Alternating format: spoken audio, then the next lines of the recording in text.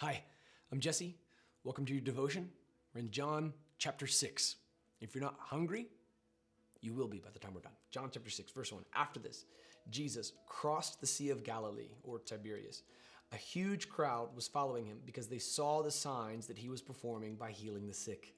Jesus went up on a mountain and sat down there with his disciples. Now, the Passover, a Jewish festival, was near.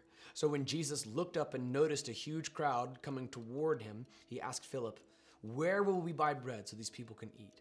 He asked this to test him, for he himself knew what he was going to do.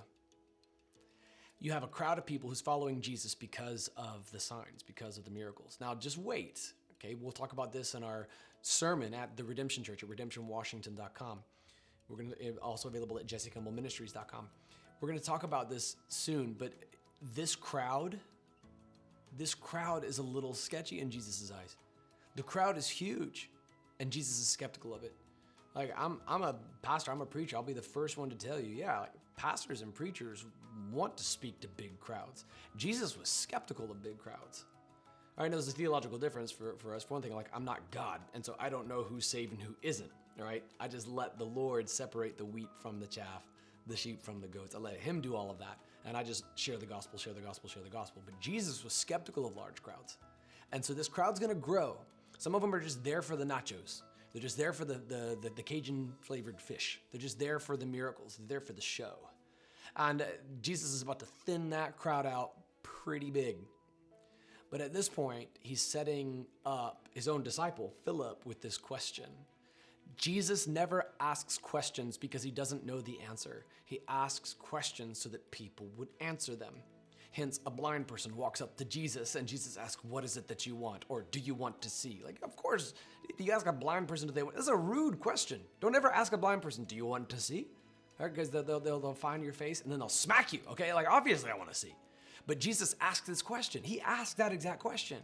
Why is it? Is it because Jesus didn't know? Jesus was lacking context clues? Oh, wait, my bad. No, Jesus knew. He knew. He knew that the blind man wanted to see. He knew what he was going to do when he asked Philip, "Where are we going to buy bread for all these people?" He was asking Philip the question because there's nowhere around for them to be able to get bread. He was setting the stage so that the miracle would be known as miraculous. Philip now has stress in his heart. Have you ever seen God do this? He points out the insufficiency of the resources that are around you so that he alone gets full credit when he saves the day. Are you in Philip's shoes right now? Like, God, there's this huge need and my resources are about like this. Okay, that's been like my family story right now. That's us. But the Lord is providing. And so the story goes, we didn't have sufficient resources, but there's more than enough in Jesus. And you're going to watch people have leftovers by the time this is done. It's absolutely incredible. If God is testing your faith right now by pointing out the insufficiencies of everything around you, remember that he has everything.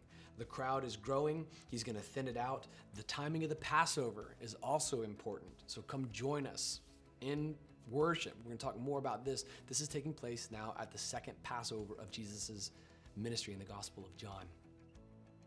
Let it be said of you that when you are faced with insufficiency, you would rely wholly upon the sufficiency of Christ, which is inexhaustible. Be who you are in Christ first and foremost, because that is irrevocable. You are a beloved child of God, Christian. Now go light up the darkness.